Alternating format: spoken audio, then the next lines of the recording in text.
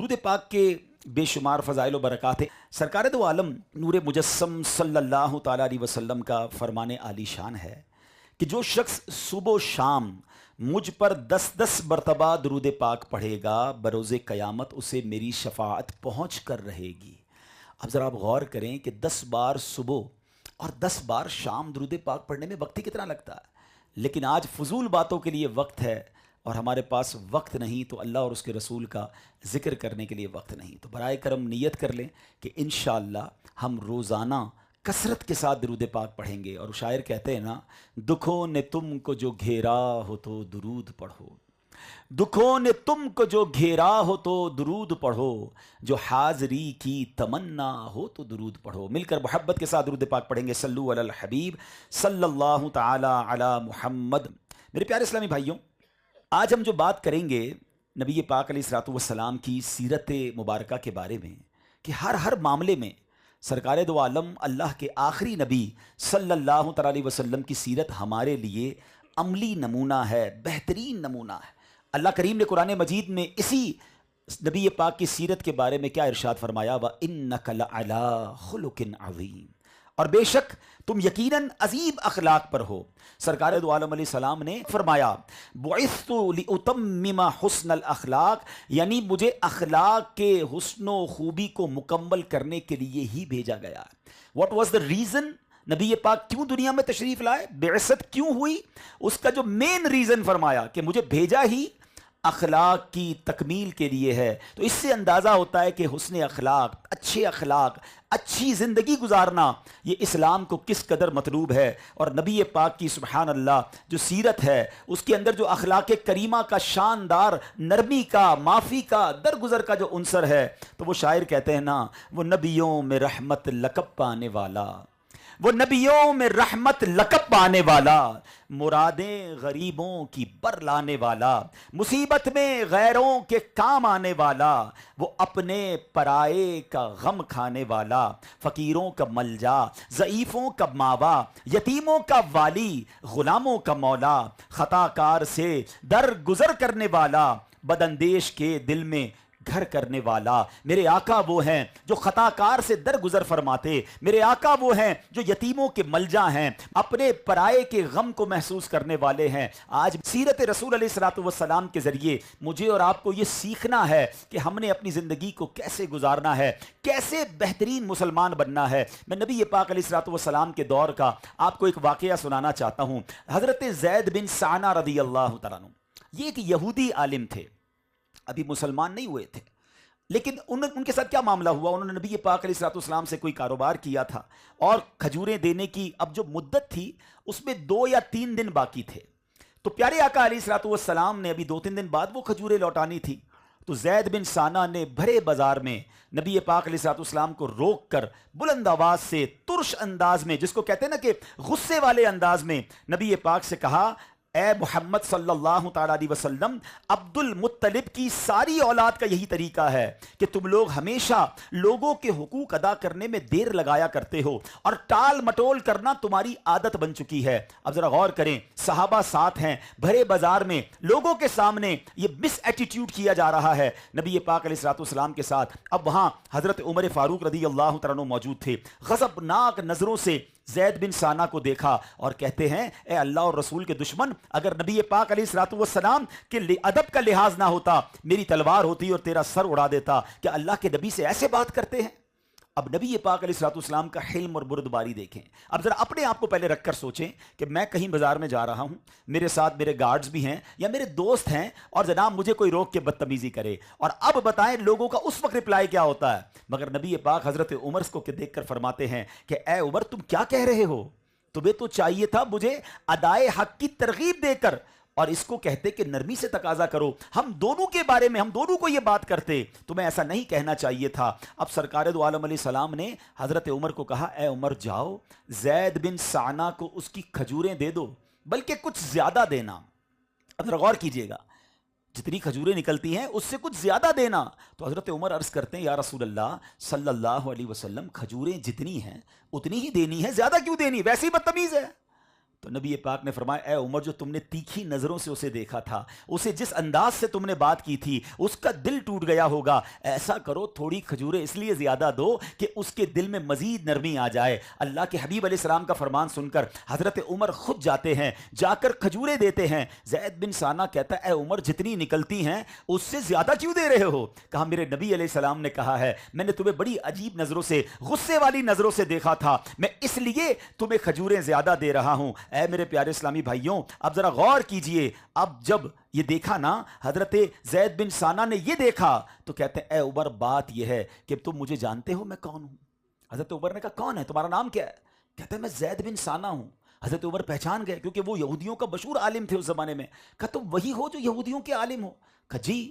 تو کہا پھر تمہیں پتہ نہیں اللہ کے نبی سے بات کیسے کرتے ہیں؟ کہا مجھے بالکل علم ہے, میں نے آسمانی کتاب میں آخری نبی کی نشانیاں پڑھی ہوئی ہیں اور میں نے ان کی ذات میں نبوت کی تمام نشانیاں پہچان لی تھیں. 2 نشانیوں کا مجھے امتحان لینا تھا, 2 نشانیوں کے بارے میں مجھے چیک کرنا تھا کہ کیا یہ وہی اللہ کے آخری نبی ہیں جس کا ذکر ہماری آسمانی کتابوں میں ہے. اے عمر وہ 2 نشانیاں یہ لکھی ہیں کہ ان کی قوت برداشت ان کے غصے پر غالب رہے گی, جس قدر زیادہ ان کے ساتھ جہالت کا برتاؤ کیا جائے گا اسی قدر ان کا صبر و تحمل بڑھتا چلا جائے گا. تو اے میرے پیارے اسلامی بھائیوں ذرا غور کیجئے, پیارے آقا کا قوت برداشت بھی ہے اور جتنا جہالت کی گئی اتنا صبر بھی بڑھتا گیا. سبحان اللہ. اب حضرت زید بن ثانہ کیا کہتے ہیں, اے عمر گواہ ہو جاؤ, میں نے پہچان لیا ہے, میں نے دونوں چیزیں چیک کر لی ہیں, یہی اللہ کے آخری نبی ہیں. اور اے عمر یہ بھی سن لو کہ اللہ نے مجھے بڑا مال دیا ہے, میں آدھا مال راہ اسلام میں وقف کرتا ہوں,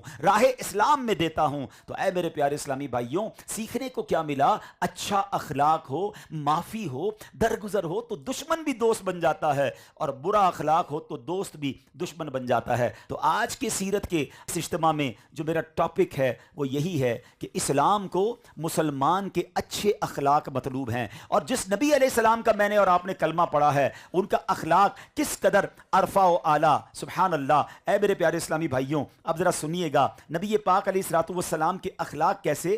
آپ نے فتح مکہ کا واقعہ سنا ہوگا, اب ذرا اس کی تھوڑی سی مزید تفصیل سنتے ہیں.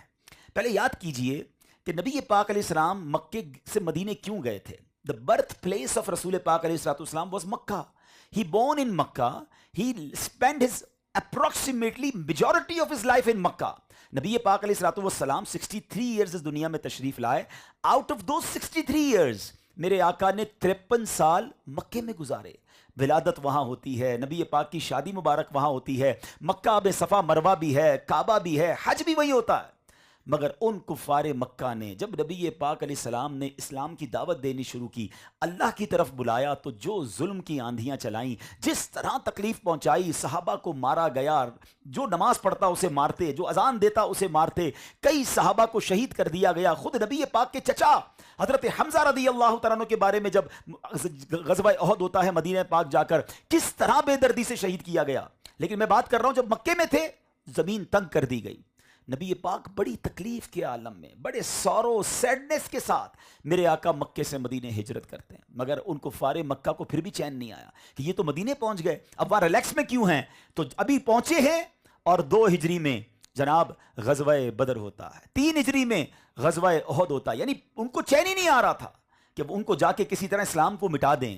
لیکن اب جب 8 ہجری میں فتح مکہ ہوتا ہے, مشکل کے دن ختم ہوئے, اب مکے میں ایک فاتحانہ انداز میں نبی پاک داخل ہو رہے ہیں. نبی پاک جب مکہ پاک میں داخل ہو رہے تھے تو کوئی شاہانہ انداز نہیں تھا. روایتوں میں آتا ہے میرے آقا اونٹنی پر بیٹھے تھے اور اس قدر جھکے ہوئے سورہ فتح کی تلاوت کر رہے تھے کہ آپ کا امامہ شریف اونٹ کے کجاوے سے لگ رہا ہے. یعنی یہ اعلان تھا کہ اس میں میرا کوئی کمال نہیں, یہ اللہ کی عطا سے مجھے یہ کامیابی ملی ہے, اور کامیابی ملنے پر بھی غرور نہیں ہے, وہاں بھی عاجزی کا انداز ہے. تو آپ سے بھی میری گزارش ہے کہ اس واقعے سے پہلا سبق تو یہ لیں کہ اگر زندگی میں اللہ کوئی مقام دے دے, کوئی مرتبہ دے دے, کوئی عروج دے دے, کوئی دولت دے دے, ہمیں عاجزی رکھنی ہے. کہتے ہیں نا اپنی اوقات یاد رکھنی ہے کہ میں کون تھا اور رب نے مجھے کہاں پہنچایا. اچھا اب فتح مکہ ہو گیا, سارے کفار سامنے کھڑے ہیں, صحابہ کے قاتل بھی کھڑے ہیں, غزوہ احد میں حضرت حمزہ رضی اللہ عنہ کو شہید کرنے والے بھی کھڑے ہیں, سرکار دو عالم علیہ الصلوۃ والسلام کی پیاری شہزادیوں کو تکلیف دینے والے بھی کھڑے ہیں. اب سب کی حالت خراب ہے کہ آج آج تو ہماری بوٹیاں نچوا دی جائیں گی, آج تو ہمیں ٹکڑے ٹکڑے کر دیا جائے گا, ہم نے ظلم و ستم میں کوئی کمی نہیں چھوڑی. تو آج انہوں نے کیا ہمارا حال کرنا ہے. مگر سنو میرے آقا کون ہیں, وما ارسلناک الا رحمت للعالمین, وہ تو رحمت سارے جہانوں کے لیے ہیں. ایسے موقع پر کہ جب وہ سارے دشمنان اسلام موجود تھے, نبی پاک کا وہ عظیم اعلان, پیارے آقا فرماتے ہیں لا تثریب علیکم الیوم فاذهبوا انتم الطلقاء. آقا نے فرمایا آج تم پر کوئی الزام نہیں, جاؤ تم سب آزاد ہو. اچھا وہ سارے لوگ یہ ایکسپیکٹ کر رہے تھے کہ آج سر اڑا دیے جائیں گے, آج قید کر لیا جائے گا, مگر یہ کیسا اعلان تھا, اللہ اکبر. اچھا فتح مکہ میں ہم نے یہاں تک تو یہ واقعہ سنا ہوگا کہ نبی پاک نے سب کو معاف کر دیا, but you know what happened after this forgiveness, اس معافی کے بعد ہوا کیا. اللہ اکبر. مسلمان مکے سے 10,000 آئے تھے, 10,000 صحابہ تھے 8 ہجری میں, مگر جب یہ اعلان ہوا تو ان سرداروں کی آنکھوں سے آنسو نکل آئے کہ ہم اتنے بڑے ظلم کرنے والے, ہم اتنی زیادتی کرنے والے, ہماری وجہ سے ان کو اپنا آبائی وطن چھوڑنا پڑا, یہ مکے سے مدینے چلے گئے. آج موقع ملا ہے تو بدلہ نہیں لے رہے, آج موقع ملا ہے تو معاف کر رہے ہیں. ان کی آنکھوں سے آنسو جاری ہو گئے اور زور و شور سے سب نے کلمہ پڑھنا شروع کر دیا. یعنی میرے آقا اگر ان سب کے سر قلم فرما دیتے تو یہ دشمنی در دشمنی چلتی رہتی, مگر ایک عظیم اعلان نے کایا پلٹ کر دی. اور آپ کو یہ بھی پتا ہونا چاہیے, میں تھوڑا سا آپ سے حساب کتاب میں چاہوں گا, ذرا ایک تھوڑی سی ہسٹری کو میں ریکال کروا دیتا ہوں, یہ انشاءاللہ کام آئے گی آپ کو. آپ کو یاد ہونا چاہیے کہ میرے آقا نے اعلان نبوت کب فرمایا تھا, 40 سال کی عمر میں. ہجرت کب کی, 53 سال کی عمر میں, یعنی 13 سال تک اسلام کی دعوت دی. کتنے لوگ ایمان لائے تھے؟ علماء فرماتے 80 یا 100 کے قریب لوگ ایمان لائے تھے جو مکے سے ہجرت کر کے مدینے گئے. ٹھیک ہے, پھر 2 ہجری میں غزوہ بدر ہوا, کتنے مسلمان صحابہ تھے؟ 313. عدد یاد ہے نا آپ کو, یعنی 13 اور 2 سال ملا لیں تو ابھی کتنے مسلمان ہوئے؟ 313. چلے آپ خواتین کو ملا لیں تو آل ٹوگیدر 600-700 پوری دنیا میں مسلمان تھے. پھر اس کے بعد 3 ہجری میں غزوہ احد ہوتا ہے, 700 مسلمان تھے اس لشکر میں. 6 ہجری میں صلح حدیبیہ ہوتا ہے, 1400 مسلمان ہیں. آپ گریجولی دیکھ رہے ہیں کتنی سٹرگل ہو رہی ہے. اب 6 ہجری کا مطلب تو بتائیں, 6 اور پلس 13 کتنے ہو گئے؟ 19 سال اللہ کے نبی نے کوشش کی ہے, اور صلح حدیبیہ میں 1400 صحابہ ہیں, اور تھوڑے سے مدینے پاک میں بھی ہوں گے. ہم آل ٹوگیدر مان لیتے 3000 مسلمان ہوئے تھے. 19 سال کی سٹرگل. 8 ہجری میں میرے آقا فتح مکہ فرماتے ہیں 10,000 مسلمان ہیں. صحابہ 10,000 کا لشکر ہے نا, مگر آپ جانتے ہیں 10 ہجری میں جب حجۃ الوداع ہوتا ہے کتنے صحابہ ہیں؟ 1,24,000 صحابہ میدان عرفات میں موجود ہیں. یہ 21 سال کی کوشش میں 10,000 تک پہنچتے ہیں, اور وہ معافی کے اعلان کے بعد, وہ عظیم حکمت عملی کے بعد یہ 10,000 سے تعداد کہاں پہنچتی ہے؟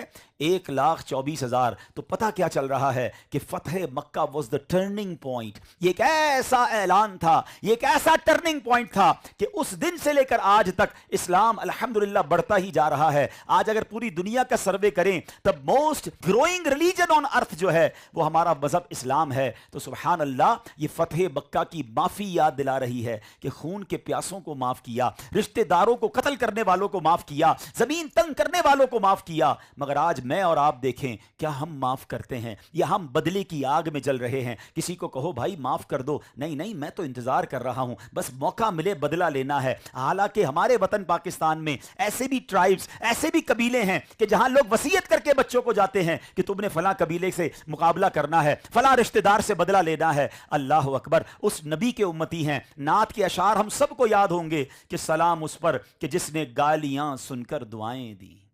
کیا کبھی ہم نے گالیاں سن کر دعائیں دی؟ ذرا غور کیجئے نا, ہمیں تو کوئی ایک گالی دے ہم بتاتے ہیں ہمیں کتنی گالیاں یاد ہیں. سلام اس پر کہ جس نے خون کے پیاسوں کو قبائیں دی, جان لینے والوں کو نبی پاک نے بخش دیا.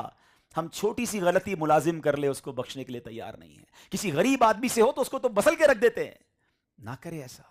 جس نبی علیہ السلام کا کلمہ پڑھا ہے, جن کی سیرت کے اس اجتماع میں آئے ہیں, ان کی اخلاق کریمہ تو دیکھیں. وہ تو غریبوں پر کیسے مہربان تھے کہ کبھی کبھی غلام آتے تھے, کہتے حضور ہمارے گھر پہ آپ کی دعوت ہے اور کھجورے ہیں اور پرانی چربی ہے, مینیو بھی بتا رہے ہیں. تو میرے آقا جو رحمت للعالمین اللہ کے حبیب ہیں, وہ اس غریب کے گھر بھی دعوت پر چلے جاتے, اس غلام کے گھر بھی دعوت پر جاتے. نبی پاک علیہ الصلوۃ والسلام کی سیرت میں یہ بھی پہلو ملتا ہے کہ پیارے آقا علیہ الصلوۃ والسلام اپنی سواری پر اپنے خادم کو بھی بٹھا لیا کرتے تھے. اب ذرا مجھے بتائیے نا, پہلے سواریاں کیا تھیں؟ گاڑیاں تو نہیں تھی نا, اونٹ تھے یا گھوڑے تھے. گھوڑے پر نبی پاک سواری فرما رہے ہیں اور پیچھے کس کو بٹھایا؟ اپنے خادم کو. یہ کیسی عاجزی ہے. آج کیا یہ کوئی امیجن کرتا ہے کہ اپنے ملازم کو اپنے برابر والی سیٹ پہ بٹھائے ہیں, خود ڈرائیو کرے اور خادم کو کہے بیٹھ جاؤ؟ لوگ کثر شان سمجھتے ہیں, کسی غریب کے ساتھ کھانا اپنی شان کو کم سمجھتے ہیں, حالانکہ ہم وہ ہیں. ایک بار نبی پاک علیہ الصلوۃ والسلام زمین پر بیٹھ کے کھانا کھا رہے ہیں, تو کسی نے کہا حضور آپ اللہ کے نبی ہو کر زمین پر بیٹھ کر کھا رہے ہیں؟ آپ نے فرمایا میں بندہ ہوں اور بندوں کی طرح جیتا ہوں, بندوں کی طرح زندگی گزارتا ہوں. ایک بار نبی پاک اپنے کمرے سے باہر تشریف لائے تو صحابہ کھڑے ہو گئے. واقعی ان کا کھڑا ہونا بنتا تھا, آقا ان کے آقا ہیں, وہ غلام ہیں, مگر پیارے آقا نے پسند نہیں فرمایا. فرمایا جب میں باہر آیا کروں کھڑے نہ ہوا کرو. اللہ اکبر, اتنا بڑا مقام, مقام کتنا بڑا ہے. اس پہ تو پوری الگ بیان ہو سکتا ہے کہ نبی پاک کا مقام کتنا بڑا, بس ایک حدیث سے ہی سمجھ جائیے, وہ حدیث قدسی ہے. اللہ فرماتا ہے لولا کلمہ خلقت الدنیا, اے محبوب اگر تمہیں نہ بناتا تو دنیا ہی نہ بناتا. تو یہ سب کچھ جو دنیا میں ہے نا, یہ صدقہ ہے جناب رسول اللہ علیہ الصلوۃ والسلام کا. جبھی تو بریلی کے تاجدار امام عشق و محبت لکھتے ہیں نا کہ زمین و زمان تمہارے لیے, مکین و مکان تمہارے لیے, چنین و چنا تمہارے لیے, آقا بنے دو جہاں تمہارے لیے, دہن میں زباں تمہارے لیے, بدن میں ہے جاں تمہارے لیے, ہم آئے یہاں تمہارے لیے, اٹھے بھی وہاں تمہارے لیے. تو جن کا صدقہ یہ کائنات ہے وہ حبیب علیہ الصلوۃ والسلام کا عالم یہ ہے کہ وہ کہتے ہیں میرے لیے کھڑا نہ ہونا. اور اگر آج میں کہیں جاؤں اور میرے لیے کوئی کھڑا نہ ہو, مجھے پروٹوکول نہ ملے, مجھے عزت کی جگہ پر نہ بٹھائیں, تو برا لگتا ہے. بندہ دعوت چھوڑ کے واپس چلا جاتا ہے, تقریب چھوڑ کے چلا جاتا ہے کہ جناب مجھے عزت نہیں ملی. اللہ اکبر, یقیناً لوگوں کو, معززین کو عزت دینی چاہیے, مگر اپنے دل میں یہ تمنا کرنا کہ میں ان سے بہتر ہوں, یہ کمتر ہیں, تو بتائیں نا پھر تکبر کسے کہتے ہیں. What is the definition of proud? یاد کیجئے گا, تکبر وہ برائی ہے کہ جس کے دل میں رائی کے دانے کے برابر تکبر ہوگا, وہ جنت میں نہیں جائے گا. اور یہاں تکبر کا عالم یہ ہے کہ جناب پورا پورا دل تکبر سے بھرا ہوا ہے. ڈیفینیشن کیا ہے؟ جب اس طرح کا بیان ہوتا ہے نا تو لوگ کہتے ہیں یار میں تو تکبر نہیں کرتا. چلے میں آپ کو شیطان کا وہ واقعہ مختصر سنا دیتا ہوں. شیطان نے سب سے پہلا گناہ جو اس دنیا میں کیا تھا, کیا کیا تھا؟ تکبر ہی تو کیا تھا. حضرت آدم کو سجدہ کرنے سے انکار کیا تھا نا, اور آرگیومنٹ کیا پیش کیا تھا, وہ قرآن میں موجود ہے. انا خیر من, اے اللہ میں اس سے بہتر ہوں, میں سپیریئر دین ہم. خلقتنی من نار یوں و خلقتہ من تین, اے اللہ تو نے مجھے نار سے یعنی آگ سے بنایا, آدم کو مٹی سے بنایا ہے. بس پیارے اسلامی بھائیوں یہی سمجھنا ہے, جو یہ جملہ ہے نا انا خیر من, میں اس سے بہتر ہوں, اسی کو تکبر کہتے ہیں. اپنے آپ کو دوسروں سے برتر سمجھنا, دوسرے کو اپنے سے حقیر سمجھنا. تو آج آئے ہیں نا, اپنا دل صاف کر کے جائیں, عاجزی کے پیکر بن جائیں. میرے آقا کی عاجزی کیسی تھی؟ کبھی جو کی موٹی روٹی تو کبھی کھجور پانی, تیرا ایسا سادہ کھانا مدنی مدینے والے, ہے چٹائی کا بچھونا کبھی خاک ہی پہ سونا, کبھی ہاتھ کا سرہانا مدنی مدینے والے. تیری عاجزی پہ لاکھوں, تیری سادگی پہ لاکھوں, ہوں سلام عاجزانہ مدنی مدینے والے. پلیز دیکھیں نا, میلاد بھی مناتا ہوں, نبی پاک کی نعتیں بھی سنتا ہوں, پیارے آقا کے گن بھی گاتا ہوں, اور فرق بھی کچھ نہیں آتا. یہ کیسی میری نبی پاک سے محبت ہے. مزہ تو یہ آئے نا کہ سیرت مصطفیٰ علیہ السلام کو جب جب سنوں تو کوئی ایک پھول, دیکھیں کتنے پیارے پھول کھلے ہوئے ہیں, یہ پھول یہی دیکھ کر چلا جاؤں تو یہیں رہ جائے گے نا. کیا ہی اچھا ہو ایک پھول ساتھ دل میں سجا لوں, سیرت کا کوئی ایک پہلو اپنے دل میں سجاؤں کے جاؤں تو میں کہوں کہ مجھے یہ بات سیکھنے کو ملی, آج سے میں اس پر عمل کروں گا.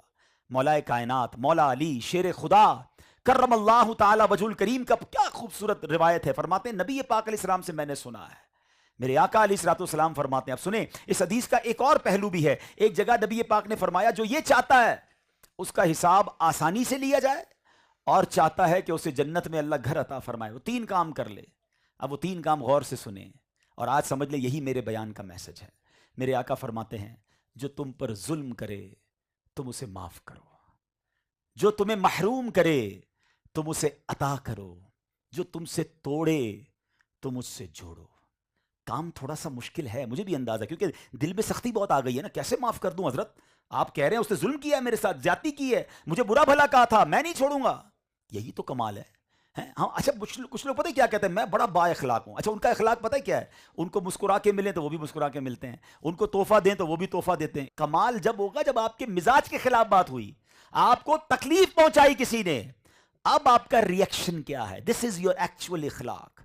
اور نبی پاک کی شان یہ تھی کہ جتنا جہالت بڑھتی تھی اتنا میرے آقا علیہ السلام کا اخلاق اور نرمی اور بردباری بڑھتی تھی. تو ہمیں یہ سیکھنا ہے کہ جو ظلم کرے اسے معاف کر دیں ہیں، اور معاف کرنے کو اللہ نے بڑا پسند کیا، یقین کریں۔ ایک میں آپ کو واقعہ سناتا ہوں۔ ایک شخص تھا، اس کے گھر میں اس کی وائف نے کھانا بنایا۔ جب کھانا بنایا تو نمک زیادہ ہو گیا، ظاہر ہے عورت ہے، غلطی ہو جاتی ہے۔ کہتا مجھے بڑا غصہ آیا کہ میں اپنی وائف کو سزا دوں گا۔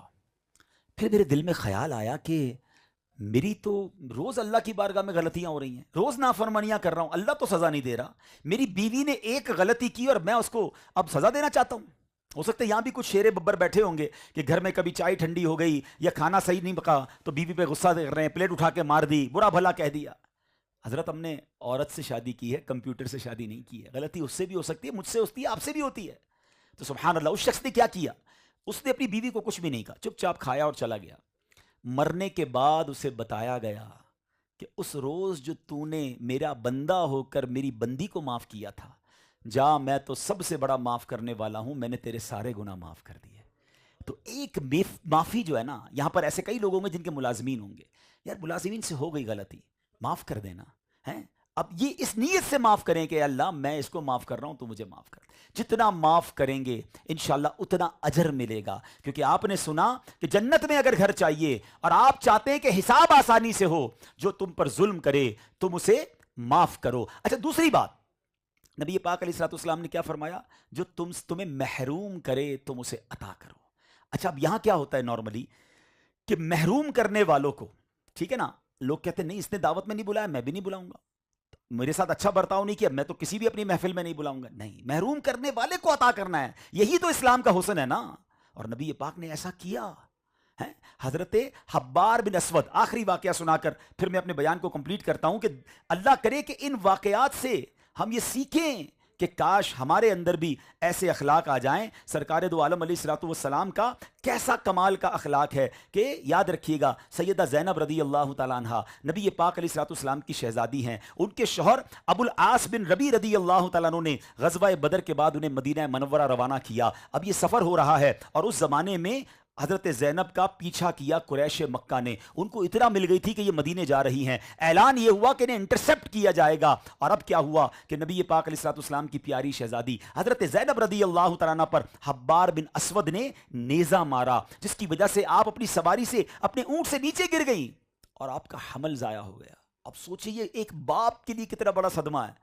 حبار بن اسود نے زیادتی تو کر لی، اب وہ بھاگ گیا، اب وہ سمجھے مکہ مدینہ کے علاقے کو چھوڑ کر ہی کہیں اور چلے گئے۔ مگر جب نبی پاک مقام جیرانہ میں تھے، حضرت جبیر بن مطعم رضی اللہ تعالیٰ فرماتے ہیں ہم بیٹھے ہوئے تھے صحابہ کی محفل میں کہ اتنے میں نبی پاک کے دروازے پر حبار بن اسود آ گیا، اللہ اکبر، اور کہتا ہے ابھی انہوں نے اسلام قبول نہیں کیا تھا، داخل ہو کر بیٹھ گئے۔ صحابہ نے عرض کی حضور حبار بن اسود آیا ہے۔ جیسے یہ سنا کچھ صحابہ نے تلواریں نکال لی کہ آج تو اس کو نہیں چھوڑیں گے، اس نے نبی پاک کی شہزادی کے ساتھ ایسا کیا اور اتنی بڑی زیادتی کی کہ ان کا حمل مبارک بھی ضائع ہوا۔ اللہ اکبر، نبی پاک نے جیسے ہی کچھ حضرت حبار کی طرف دیکھا، حضرت حبار کھڑے ہوئے، کہتے ہیں اے رسول اللہ، اے نبی علیہ الصلوۃ والسلام، آپ پر سلامتی ہو، میں گواہی دیتا ہوں اللہ کے سوا کوئی معبود نہیں، اور میں گواہی دیتا ہوں کہ محمد علیہ الصلوۃ والسلام اللہ کے رسول ہیں۔ یا رسول اللہ، میں آپ سے بھاگ کر کئی شہروں میں گیا، میں وطن وطن گھومتا رہا، میں شہر شہر گھومتا رہا، حضور میں غیر عربیوں کے ملکوں میں چلا گیا تاکہ مجھے تلاش نہ کیا جا سکے، مگر حضور مجھے بار بار آپ کی نرم دلی،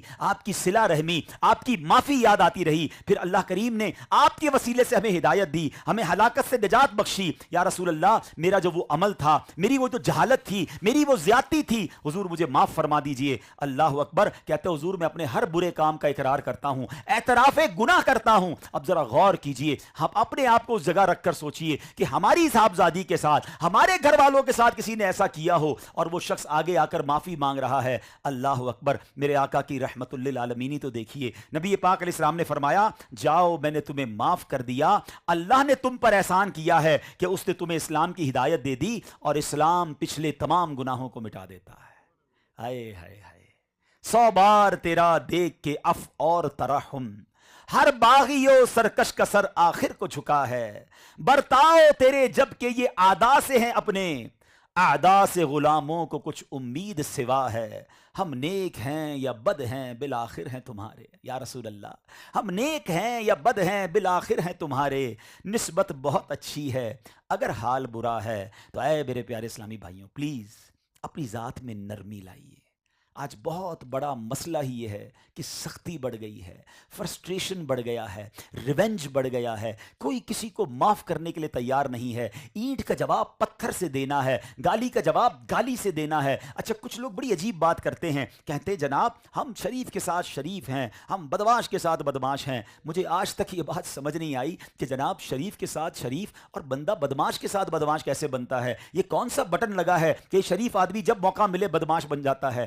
ہونا تو یہ چاہیے کہ شریف کے ساتھ بھی بندہ شریف ہو، بدماش کے سامنے بھی شریف ہو، جبھی تو بدماش نے توبہ کرنی ہے، جبھی تو اس کے دل نے بدلنا ہے۔ نبی پاک نے اینٹ کا جواب پتھر سے نہیں دیا، میرے آقا نے دعائیں دے کر، موقع جان کر، معاف کر کے انہیں اسلام میں داخل کیا۔ تو آج میرے بیان کا یہی موضوع ہے کہ جب اسلام کو اتنا اچھا مطلوب ہے کہ جناب اچھے اخلاق ہوں، اور آپ جانتے ہیں کہ اگر اچھے اخلاق ہونا وہ کس طرح کام دیتے ہیں، دو تین حدیثیں سن لیجئے۔ اللہ کے حبیب علیہ الصلوۃ والسلام فرماتے ہیں کل قیامت کے دن مومن کے میزان عمل میں حسن اخلاق سے وزنی کوئی عمل نہیں ہوگا، اور فحش گوئی اور بد کلامی کو اللہ پسند نہیں کرتا۔ پھر ایک اور جگہ نبی پاک فرماتے ہیں میرے نزدیک تم میں سب سے زیادہ پسندیدہ اور قیامت کے دن مجھ سے قریب تر وہ ہوگا۔ ابھی میں آگے نہیں بیان کرتا، سچ بتائیں یہ کتنا بڑا انعام ہے کہ if I become a favorite of رسول اللہ علیہ السلام۔ ایک امتی کے لیے اس سے بڑھ کر کچھ ہے کہ آقا فرما رہے تم میں سے سب سے زیادہ میرے نزدیک پسندیدہ، اور پھر دوسرا انعام قیامت کے دن میرے سب سے زیادہ نزدیک وہ ہوگا۔ اب وہ آگے جو بھی فرمایا ہمیں مان لینا چاہیے کہ بس اب تو میں نے کام کرنا ہی کرنا ہے، اور وہ بہت بڑا مشکل کام نہیں ہے۔ میرے آقا فرماتے ہیں جن کے اخلاق سب سے زیادہ اچھے ہوں گے۔ تو بس آج ہم یہ نیت کر کے جائیں کہ اگر کسی سے کوئی بات ختم کی ہوئی ہے، رشتہ داروں میں کوئی معاملہ ہے، فیملی میں کوئی معاملہ ہے، دوستوں میں کوئی معاملہ ہے، اگر دوریاں ہیں تو معافی مانگ کر، محبت سے پیش آ کر اس کو دور کر لیجئے۔ اب اپنے دل میں کسی کے لیے انتقام نہ رکھیے۔ دیکھیں نا ہم اللہ سے کیا دعا کرتے ہیں، اللہم انک عفو کریم تحب العفو فاعف عنی۔ اے اللہ تو معاف کرنے والا ہے، معافی کو پسند کرتا ہے، مجھے بھی معاف کر دے۔ سبحان اللہ۔ تو ہمیں بھی چاہیے کہ جب ہم اللہ سے یہ کہہ رہے ہیں کہ اللہ تو معافی کو پسند کرتا ہے، تو ہم بھی تو لوگوں کو معاف کریں۔ اللہ سے کہہ رہے ہیں یا اللہ میرے سارے گناہ معاف کر دے، اور بندوں میں کسی کو معاف کرنے کے لیے تیار نہیں ہے۔ تو اللہ کرے کہ یہ آج ہم بات سمجھ جائیں اور اپنی زندگی میں یہ تبدیلی لائیں۔